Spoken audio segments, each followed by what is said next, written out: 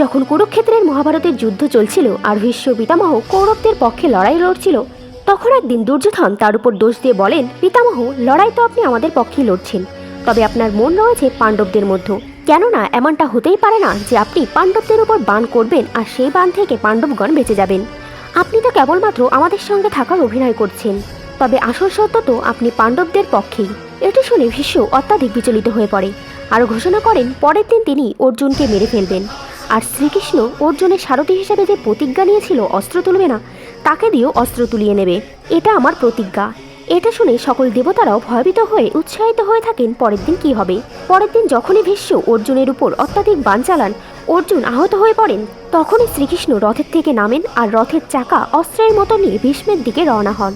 তখন সকল দেবতারা বলেন, ভীষ্মের রাখা প্রতিজ্ঞা পূরণ হয়েছে, শ্রীকৃষ্ণ তার প্রতিজ্ঞা ভঙ্গ করে অস্ত্র তুলেছে। তখন অর্জুন শ্রীকৃষ্ণকে বলেন, সখা, আপনি এমনটি কেন করলেন? তখন শ্রীকৃষ্ণ বলেন, আমার ভক্তের প্রতিজ্ঞা রাখাই আমার সবচেয়ে বড় প্রতিজ্ঞা। আমার মান স্বয়ং কম হয়ে যাবে যদি আমার ভক্তের মান কম হয়ে যায়। হরে কৃষ্ণ।